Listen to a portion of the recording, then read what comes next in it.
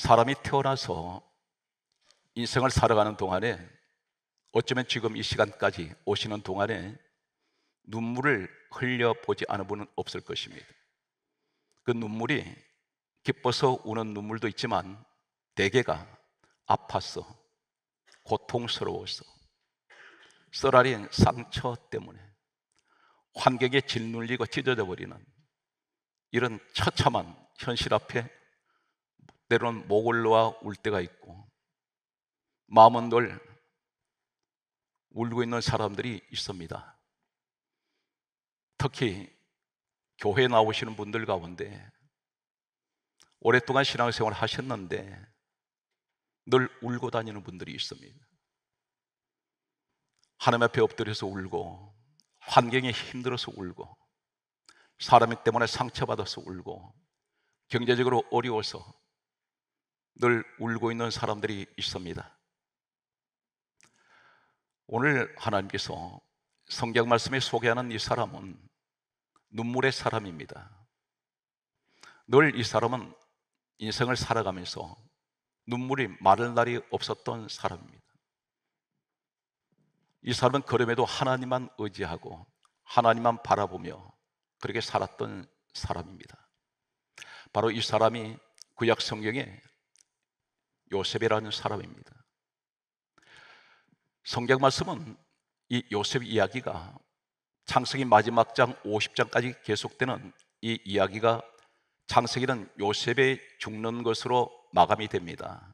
그런데 시작은 창세기 37장 2절에 이렇게 시작하고 있습니다. 요셉의 나이 17세, 나이로부터 하나님께서는 밝히시면서 이 요셉 이야기가 시작됩니다. 강조했습니다. 이 성경 누가 기록했습니까? 이사야 34장 16절과 디모데후서 3장 16절에는 신구약의 한 군데씩 이렇게 강조하고 있습니다. 너희는 여호와의 책을 읽어보라. 이는 하나님의 입이 이를 명령하셨고 그의 영이 이것들을 모으셨음이라. 그렇게 말씀하시면서 또 한 가지는 디모데후서 3장 16절은 다음과 같이 말씀합니다. 모든 성경은 하나님의 감동으로 기록되어 있습니다. 요셉 이야기 속에 누구가 있느냐면 바로 오늘 말씀 듣는 저와 여러분이 있습니다. 요셉 이야기는 창세기 37장 2절에서 요셉의 나이 17세라 이렇게 기록되면서 이 사람은 성경 말씀에 이렇게 기록합니다. 어느 날 창세기 37장 5절 말씀을 보게 되면 꿈을 꾸게 됩니다. 곡식단들이 자신을 둘러서서 절을 하는 꿈을 꾸게 됩니다. 성경 말씀은 계속해서 보게 되면 또 이렇게 기록하고 있습니다. 창세기 37장 9절에 보게 되면 또 꿈을 꾸는데 해와 달과 별이 자신을 둘러서 또 절을 하고 있습니다. 이 요셉은 하나님 이 꿈을 주신 것을 아버지께 자랑을 하게 됩니다. 이 말씀이 창세기 37장 10절 말씀에 보게 되면 아버지한테 야곱, 이 아버지에게 자랑을 했더니 아버지가 이 요셉에게 대하는 반응이 다음과 같습니다. 성경은 창세기 37장 10절에 보게 되면 야곱이 그 아버지가 요셉을 꾸짖어. 그리고 이렇게 말합니다. 나와 너 어머니와 너 형들이 땅에 엎드려 너한테 절하라는 것이냐? 이 아들을 무시합니다. 이 야곱 아버지는 평소에 요셉을 무척 사랑했습니다. 야곱에게는 12아들이 있었습니다. 그런데 그 아들이 11번째 아들이 이 요셉입니다. 그런데 채색옷까지 지어 입혔던 아들이지만 왜 그렇습니까? 어머니가 일찍 세상을 떠나버렸습니다. 어린 이 아이를 볼 때 늘 마음이 애틋하고 그리고 늘 마음이 아팠던 야곱이었는지 모릅니다. 그런데 사랑은 하지만 네가 감히 해와 달과 별이 절하고 곡식단들이 절하는 이러한 사람이 요셉 자신의 아들이라는 것을 요셉 자신이 말을 할 때 아버지는 무시해버립니다. 성경 말씀은 이렇게 기록하고 있습니다. 창세기 35장 19절 말씀으로 돌아가게 되면 바로 이 요셉의 어머니 라헬입니다. 라헬은 베들레헴 길에서 이 요셉의 하나밖에 없는 친동생인 12번째 아들이라고 하는 베냐민을 이 베들레헴 길거리에서 이 라헬 어머니가 아이를 낳다가 난산을 하게 됩니다. 아이가 태어나는 순간 탯줄도 자르기 전에 어머니가 죽어버렸습니다. 이 광경을 요셉이 바라보았습니다. 상처가 있습니다. 이 베냐민을 볼 때마다 이 아이 낳다가 엄마가 죽었다는 그 생각에 늘 이 아이를 요셉 자신은 돌볼 수밖에 없는 그런 상황이었습니다. 왜 그러냐면 아버지 야곱은 대단히 복잡한 가계 구도를 가지고 있습니다. 부인이 4명이 있습니다. 그리고 그에게는 대단히 장성한 배다른 형들이 10명이 있습니다. 대단히 사납고 잔인합니다. 이 사람들이 훗날에 요셉을 죽이려고 했던 형들이 10명입니다.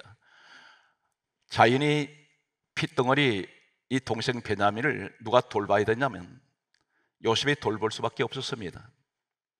동량젖을 얻어먹여야 합니다. 그리고 이 아이가 보채고 울 때에 아무도 돌봐주지 않는 이 베냐민 어린 아이를 등에 업거나 안고, 그리고 이 아이를 달래며 때론 기저귀를 갈아주며 이 아이를 돌봐야만 했습니다.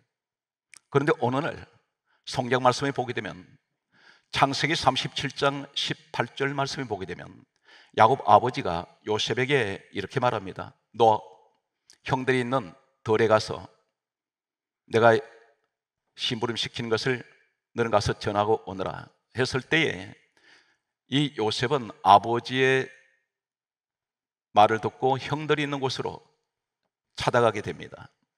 이때 형들이 요셉이 오는 것을 보고 성경 말씀은 이렇게 기록합니다. 창세기 37장 18절 말씀에 보게 되면 죽여버리자, 기회가 왔다고 생각했습니다. 그래서 이 아이를 잡아다가 강제로, 성경 말씀은 창세기 37장 24절에 구덩이에 던져버립니다. 이 구덩이는 들어가면 나올 수 없는 곳입니다.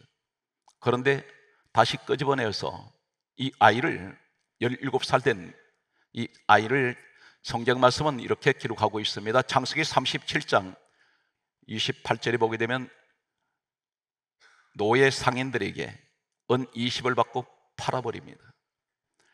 이때의 상황을, 노예로 팔려가는 이때의 요셉의 모습을 어떻게 성경 기록하고 있냐면 시편 105편 17절의 말씀을 보게 되면 요셉이 종으로 팔렸도다 이렇게 기록하고 있습니다. 그러면서 이어서 시편 105편 18절 말씀에 보게 되면 그 발은 착구를 차고 몸은 쇠사슬에 매였으며, 이 착구가 어떤 것이냐면 당시에 노예 제도가 성행했는데 이 요셉은 발과 발 사이에 쇠고랑을 채워놓습니다. 그 길이가 약 50cm 정도 된다고 합니다. 도망을 가지 못하도록 쇠사슬로 묶어놓습니다. 그리고 몸은 쇠사슬로 묶었습니다. 17살짜리 아이가 끌려가는데 며칠 끌려갔냐면, 역사의 지리를 보게 되면 요셉이 살고 있던 가나안 땅에서 애굽까지 경계 지역까지 계산을 했더니 약 15일 걸립니다. 그런데 노예를 짐승 등에 태워서 데려가지 않습니다. 질질 끌고 갑니다. 가다가 죽을 수 있습니다. 15일 동안 쇠고랑에 채워서 끌려가는 이 사막지대에 이 아이는 너무나 두렵고 무서웠습니다. 잠시도 집을 떠나본 적이 없는 이 아이는 가장 마음 아팠던 것은 베냐민을 누가 돌봐줄 수 있을까? 이 아이가 혹시 다른 사람이 돌봐주지 않으면 죽을 수 있는데, 이 어린 동생 베냐민을 생각하면서 17살짜리 이 소녀는 마음에 깊이 파여져 버린, 배다른 사람이지만 같은 형제인데 자신을 죽이려고 하다가 노예까지 팔아버린, 그 당시 노예는 하나의 상품입니다. 돈을 주고 샀기 때문에 사람을 죽여도 어떤 살인죄에 해당이 되질 않습니다. 마치 내가 물건 써다가 쓰레기통에 갖다 버린 것과 똑같습니다. 누구 손에 죽을지 모르는 불안과 두려움, 공포가 밤낮 없이 밀려옵니다. 애굽이라는 것은 언어가 통하지 않는 곳입니다. 이 사람은 노예 시장으로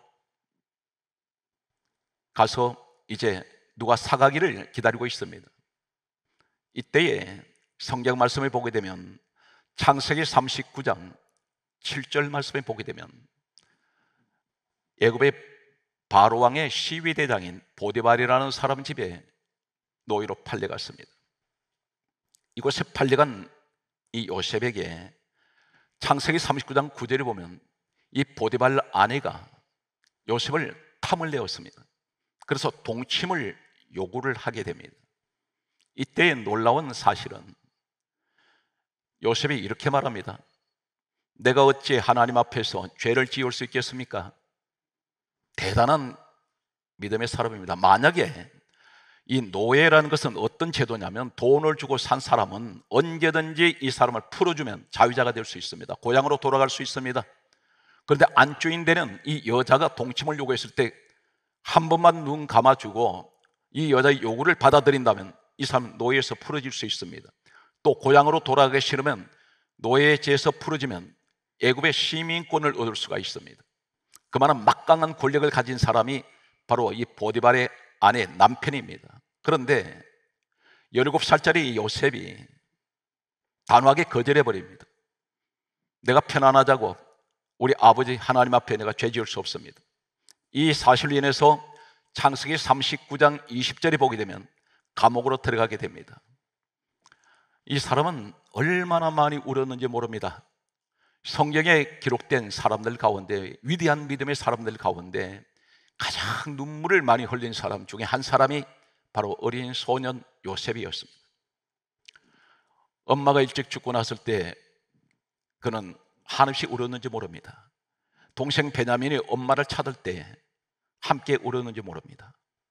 자신을 형들이 팔았을 때 그 서글픈 마음, 배신감, 동생 베냐민을 보지 못하고 생이별해야 하는 애굽으로 끌려가 버린, 그리고 두려움과 불안 가운데 누군가가 자신을 죽일 수 있다는 이 불안 때문에 늘 울면서 지냈던 이 요셉에 관하여 시간 관계상 성경의 8군데만 요셉이 울었던 내용을 정리해보면 창세기 42장 24절에 요셉이 울었습니다.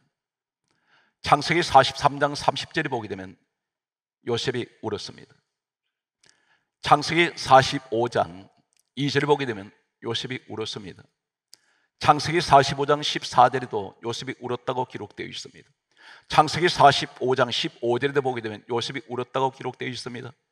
창세기 46장 29절에도 요셉은 울었다고 기록되어 있습니다. 창세기 50장 1절에 보게 되면 요셉이 목을 놓아 울었습니다. 창세기 50장 10절에 요셉이 하나님 앞에 울었습니다. 성경 말씀은 이 눈물의 사람 요셉, 오늘 사랑 성도 여러분, 우리 모습은 어떻습니까? 이 자리에 예배는 드리고 있어도 마음속으로 울고 있는 사람이 있습니다. 현실을 돌아볼 때 늘 울 수밖에 없는 답답한 환경, 사람 때문에 오는 이 상처, 아무기도 말 못하지만 사업이 막다른 골목에 몰렸을 때, 아무도 주변에 도와주는 사람이 없다고 생각할 때 울고 싶습니다. 하나님 앞에 때로는 울면서 하나님 어떻게 해야 합니까? 죽고 싶습니다. 이 사람이 누구인가요? 예수 그리스도를 구주로 고백하는 사람입니다. 요셉은 처절한 눈물, 괴로움, 고통 속에서 끝까지 한 가지 버팀목이 될 수 있었던 것은 하나님밖에 없었습니다. 하나님 안에서 그는 울면서도 하나님을 의지했습니다. 우리 가운데 성도 여러분, 이 자리에 오시까지 늘 눈물의 골짜기를 지나온 분들이 있습니다. 지나간 나의 뒷발자취를 돌아봤더니 눈물로 얼룩이 져 있습니다. 그런데도 나는 혹독한 고난과 아픔 속에서도 지금 나는 하나님을 의지하기 위하여 오늘 또 성전에 나왔습니다. 오늘 본문 말씀을 소개합니다. 창세기 49장 22절에 오늘 요셉에 관한 예언의 말씀이 기록됩니다. 이 사실은 이 예언은 그대로 이루어지는데 창세기 49장 1절에 보게 되면 요셉의 아버지 야곱이 임종을 앞두고 있을 때 하나님께서 이 요셉에 관하여 예언하게 하시는데 12아들에 대해서 이 요셉의 아버지 야곱이 창세기 49장 1절에 후일에 당할 일들을 아들들에 대해서 예언을 합니다. 후일에 당할 일, 장차 될 일입니다. 오늘 이 시간 사랑하는 성도 여러분, 지나간 시간보다 앞으로 우리에게 더 중요한 것은 남아있는 후일에 당할 일입니다. 이 축복의 주인공이 되시기 바랍니다. 오늘 요셉의 복을 받는 이 시간 되시길 바랍니다. 이 야곱 입을 통해서 전해지는 하나님께서 말씀을 기록하라고 하신 이 내용 속에 저주의 말도 있습니다. 그런데 요셉에 관하여는 창세기 49장 22절에 이렇게 기록합니다. 요셉은 샘 곁에 무성한 나무라 그 가지가 담을 넘었도다. 그렇게 말씀하시면서 창세기 49장 23절에 다음 같은 말씀을 하고 있습니다. 활 쏘는 자가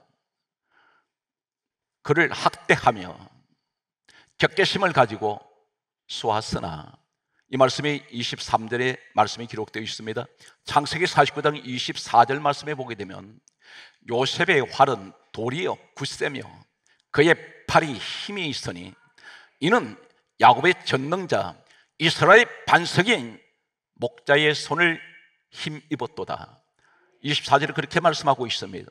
이어서 성경은 계속 강조하기를 창세기 49장 25절에 이렇게 말씀합니다. 너의 아버지 하나님이 그러하시도다. 그러면서 그가 너를 도우시며, 성경 계속 강조합니다. 그가 너에게 복을 내리신다. 그렇게 강조하면서 성경 뭐라 말씀입니까? 그 복이 어떤 복이냐면 위로부터 내리는 하늘의 복, 아래는 생명수, 다시 말해서 깊음 샘의 축복, 그리고 젖과 젖을 먹이는 축복, 태의 축복을 내려준다는 것입니다. 그러면서 성경 강조하기를 창세기 49장 26절에 다음과 같은 말씀을 하고 있습니다. 너 아버지의 축복이 너 선조의 복보다 나았어.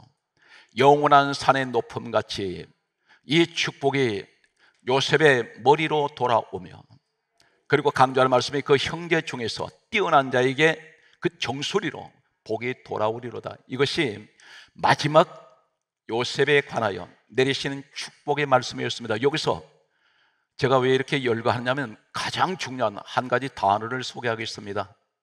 놀라운, 깜짝 놀라는, 전혀 상상하지 못했던 한 단어가 있습니다. 바로 창세기 49장 22절에 요셉은 샘 곁에 무성한 가지라 그 가지가 담을 넘었도다. 여기서 시작된 이 샘이 뭘까요? 한글의 샘으로 되어 있습니다. 우물로 이야기합니다. 과연 그럴까요? 창세기 49장 22절에 이 샘이라는 이 샘은 하나님께서 성경을 기록하게 하실 때 구약은 히브리어 원문입니다. 히브리어 원문에는 샘이라는 이 원문이 약 12가지가 원문이 다 다릅니다. 한글에 나타나는 샘 그러면 똑같은 샘이 아니고 다 다릅니다. 그런데 이 셈이란 이 말이 히브리어 원문에는 12가지 원문 가운데 한 가지 아인입니다. 아인이란 말이 무슨 말이냐면 바로 우리 육체의 눈을 말합니다. 전혀 상상하지 못했던 내용입니다. 단순한 셈이 아니라 우리 눈이 아인, 셈이라는 것입니다. 그런데 그 셈이 무슨 셈인가요? 눈물의 셈입니다. 이 아인이라는 이 단어가 똑같이 쓰인 것이 어디냐면 시편 119편 136절에 내 눈물이 시냇물같이 흐르나이다. 이 눈물이 아인입니다. 요셉에게 하시는 말씀이 요셉의 셈은 셈 곁에 무성한 가지라 그 가지가 담을 넘었도다. 이 말씀은 무슨 말이냐면 요셉의 눈물이 셈을 이루었는데 하나님은 요셉이 주님 안에서 믿음 안에서 살면서 흘렸던 그 눈물이 이 셈이 어떤 축복을 가져오냐면 무성한 가지의 축복을 가져옵니다. 창세기 49장 22절에 이 한 구절 속에 무성한 가지라는 말이 두 번 나옵니다. 이 가지가 히브리어 원문에는 첫 번째 나오는 이 가지는 벤, 두 번째 나오는 가지는 바트. 오늘 이 무슨 말입니까? 똑같은 벤이나 바트, 무성한 가지라는 이 말은 세 가지 의미가 있습니다. 자손, 자녀, 후손. 무엇을 말합니까? 셈의 이 축복은 무성한 가지가 일어나는데, 다시 말씀드려서 아인, 내 눈물의 셈 곁에는 무성한 가지가 있는데 그 가지가 바로 누구냐면 너를 통해서 태어난 자녀의 축복을 말합니다. 내가 지금까지 눈물의 세월을 보냈습니다. 하나님, 오늘 또 고달픈 생활 속에서도 하나님만 의지하고 살아왔는데 내 눈물이 마를 날이 없이 내 인생의 믿음의 길은 얼룩진 눈물의 길이었습니다. 그런데 하나님 말씀합니다. 너 눈물 샘 곁에 무성한 가지가 있다. 그것은 곧 너를 통해서 태어난 자손의 복이 있으며, 이 가지, 무성하다 말은 무슨 말입니까? 가지가 사방으로 뻗어나갑니다. 너 자손을 통해서 사방으로 이 가지가 뻗어나갈 것인데 어디로 나갑니까? 담을 넘어갑니다. 담은 경계선이에요. 그 경계선이 어디입니까? 남의 담을 경계선을 넘어가는데 이것은 곧 국가를 초월하고 전 세계를 향해 뻗어나가는, 너 눈물은 이러한 자손의 축복을 가져온다는 것입니다. 사랑하는 성도 여러분, 믿음 안에서 얼마나 울었습니까? 근데 그 눈물은 결코 헛된 것이 아니라 서러워서 울었던, 아니면 기뻐서 울었던 주님 안에서 흘린 이 눈물은 샘을 이루어서 아인의 축복이 있습니다. 반드시 자손에게 하나님께서 그것을 갚아주시는데, 세계를 향해서 뻗어나가는 무성한 가지가 되는 자녀의 배뇌 축복, 여기 외손자, 외손녀도 포함이 됩니다. 하나님은 나 한 사람 하나님 믿음을 지키면서 여기까지 오는 동안에 때는 가난해서 울고 몸이 아파서 울고 사람 때문에 고통당하면서 울면서도 나는 이 눈물 골짜기를 지나가고 있습니다. 오늘 또 이 자리에 나는 하나님, 내 모습이 바로 요셉 같은 모습입니다. 하나님, 나는 눈물이 많은 사람입니다. 오늘 하나님 말씀입니다. 너 눈물은 결코 헛되지 아니하고 네가 그 가운데서 끝까지 나를 따라오고 지금까지 너 믿음 지켰으니 너와 자손은 내가 무성한 가지의 축복을 내려서 경계를 넘어간다는 말이 또 한 가지가 어떤 의미냐면 너를 통해서 너 자손을 통하여 많은 사람을 도와주는 이 축복이 번성하리라. 성경 강조하고 있습니다. 뭐라고 말씀합니까? 창세기 49장 23절에 활 쏘는 자가 그를 학대하며 적개심을 가지고 쏘았으나, 이 말씀 무슨 말이냐면 활 쏘는 자는 누구입니까? 힘을 가진 자입니다. 권력자입니다. 그런데 그를 쏘았다고 했습니다. 학대를 했다 했습니다. 누구를? 요셉을. 그런데 요셉은 얼마나 힘 있는 자들부터 고통당했습니까? 형들부터 죽는 자리에 던졌고 노예로 팔렸고, 보디발 아내라는 여자가 권력 때문에 이 사람은 감옥에 집어넣었던, 늘 억울한 일만 당했던 요셉이었지만, 그러나 그렇게 학대를 했으나 적개심을 가지고 쏘았다 했습니다. 적개심이 뭡니까? 죽이려고 했습니다. 그런데 성경 말씀은 창세기 49장 24절 말씀이 뭐라고 말씀합니까? 요셉의 활이 도리어 굳세며, 요셉의 활이 더 강하다는 것입니다. 가장 힘없는 노예인데도 하나님이 왜 이렇게 강조하십니까? 그러면서 하시는 말씀이 요셉의 팔이 힘이 있으니, 이는 창세기 49장 24절에 하시는 말씀은 야곱의 전능자, 이스라엘의 반석인 목자가 되시는 그분의 손을 힘입었습니다. 다시 말해서 그분이 하나님입니다. 하나님을 의지했고 하나님이 그를 지켜주셨다는 것입니다. 그러면서 창세기 49장 25절의 말씀 보게 되면 너 아버지의 하나님으로 말미암나니 그가 너를 도우실 것이요, 하나님이 도우심입니다. 그리고 하시는 말씀이 그가 너에게 복을 내리실 것이다. 하늘의 복, 땅의 복, 그리고 젖을 먹이는 복, 태의 복, 이것은 자녀의 축복입니다. 사랑하는 성도 여러분, 지금까지 신앙생활을 하시면서 힘들고 어려운 고난의 길을 걸어오신 여러분은 반드시 자손의 축복이 있습니다. 성경 말씀을 정리를 하면 창세기 49장 26절에 오늘 이 요셉이 어느 정도 복을 부어주시냐면, 너 아버지의 축복이 너 선조의 복보다 나아서 영원한 산이 높음같이, 이렇게 강조하고 있습니다. 요셉을 가리켜 이 복이 요셉의 머리로 돌아온다 했습니다. 이 말이 무슨 말이냐면 너 아버지의 축복이 너 선조의 복보다 많다. 이 말이 뭐냐면 너 선조, 지금까지 너 집안의 조상들의 복이 너한테로 다 쏟아질 것이라는 것입니다. 하나님이 축복을 약속합니다. 그래서 주 안에서, 믿음 안에서 울었던 지난날의 그 아픔 속에서도 하나님 그것을 기억을 하세요. 너 눈물이 샘을 이루는구나. 그래서 이 아인의 축복, 내 눈에 서른 이 눈물이 샘 곁에는 무성한 가지가 있고 그 가지가 담을 넘어갑니다. 우리 예수님께서 이 땅에 오셔서 십자가를 지시고 얼마나 우셨는지 모릅니다. 우리 예수님은 눈물이 참 많으신 분이세요. 성경 말씀은 대표적으로 한 군데를 소개하면 히브리서 5장 7절에 심한 통곡과 눈물로 간구와 소원의 기도를 올렸습니다. 엄청난 심한 통곡을 했습니다. 우리 주님이 흘리신 이 눈물의 기도는 작은 저 갈릴리 지역에 나사렛에서 시작되어서 지금 온 세상에 담을 넘어서 수많은, 예수님 오신 2000년 동안에 수많은 구원받은 하나님의 백성들을 하나님이 세우셨습니다. 오늘 요셉의 모습을 통해서 주님의 모습을 봅니다. 성경 말씀은 이렇게 정리하겠습니다. 오늘 누가복음 6장 21절에 따라하시겠습니다. 우는 자는 복이 있나니, 크게 하세요. 너희가 웃을 것이요. 우리 주님이 그렇게 말씀하셨습니다. 우는 자는 복이 있다. 그리고 너희들이 웃을 것이다. 성경 말씀은 성경 말씀은 이렇게 기록합니다. 126편 5절에 눈물을 흘리며 씨를 뿌리러 나가는 자는 기쁨으로 거둘 것이요.